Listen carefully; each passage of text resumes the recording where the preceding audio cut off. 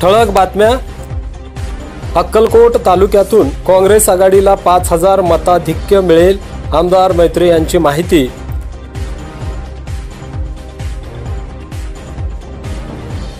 नगरसेवक अशफाक बळोरगी यांनी व्यक्त केली दिलगिरी।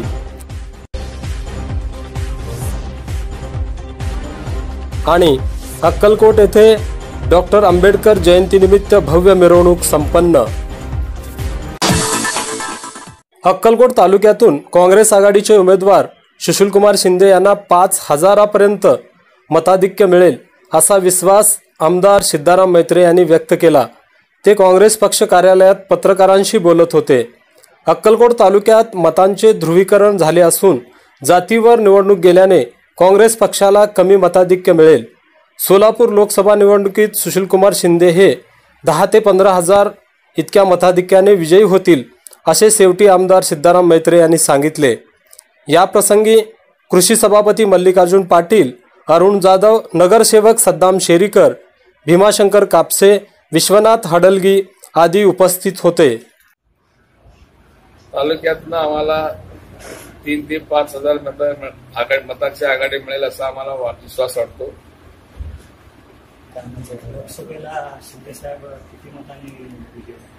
शिंदे साहेब 15 ते 20,000 मतांनी लोकसभेला निवडून येणार। डॉक्टर बाबासाहेब आंबेडकरांनी घटनेत प्रत्येकाला बोलण्याचा, मत व्यक्त करण्याचा अधिकार दिला आहे। काँग्रेस पक्षाने माझ्यावर प्रचाराची जबाबदारी दिली होती, ती पूर्ण केली आहे। भाषण करताना बोलण्याच्या ओघात काही चुकीचे शब्द गेले असतील तर मी दिलगिरी व्यक्त करतो, असे प्रतिपादन नगरपालिकेचे विरोधी पक्षनेते अशफाक बळोरगी यांनी केले। गेल्या 2-3 दिवसापासून फेसबुक, व्हॉट्सअप या सोशल मीडियावर अशफाक बळोरगी यांच्यावर टीका करणारे पोस्ट टाकण्यात येत होते। याचा खुलासा अशफाक बळोरगी यांनी रविवारी काँग्रेस कार्यालयात पत्रकार परिषद घेऊन केला।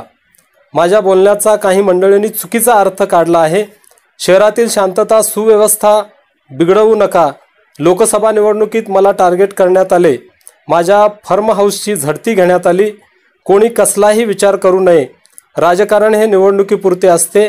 मतदान संपले असून सर्वांनी शांतता बाळगावी, असे आवाहन शेवटी अशफाक बळोरगी यांनी केले। या प्रसंगी आमदार सिद्धाराम मैत्रे यांनी भाषण करताना कधीकधी चुका होतात, एखादा शब्द बोलण्याच्या ओघात जातो, दिलगिरी व्यक्त केली की हा विषय इथेच थांबला पाहिजे। निवडणूक झाली असून जनता जनार्दन कोणाला निवडून द्यायचे आहे हे ठरविणार आहे। तालुक्यासह शहरात आता निवडणुकीविषयी चर्चा व्हायला नको, सर्वांनी शांतता राखावी, असे सांगितले। या पत्रकार परिषदेस जिल्हा परिषद कृषी सभापती मल्लिकार्जुन पाटील, सिद्धार्थ गायकवाड, भीमाशंकर कापसे, चंदन अडवितोटे, विश्वनाथ हडलगी, नगरसेवक सद्दाम शेरीकर, अरुण जाधव, रामचंद्र समाणे, अल्लीबाशा अत्तार, बसवराज अळ्ळोळी, शिवस्वामी आदी उपस्थित होते। शेवटच्या दिवशी प्रचार संपताना बोलण्याच्या ओघामध्ये आमचे जे काँग्रेस कमिटीचे कार्याध्यक्ष अशफाकबाईंच्या तोंडून जरा न कळत चुकीचं वाक्य गेलं, त्यामुळे काही लोकांच्या भावना दुखावले होते। त्यामुळे त्यांचं लक्षात आल्यानंतर अशफाकबाईंनी आज जाहीररित्या सगळ्यांना बोलवून दिलगिरी व्यक्त केली, माफी मागितलेली, म्हणून आता त्या विषयावर आता पडदा पडलेला आहे।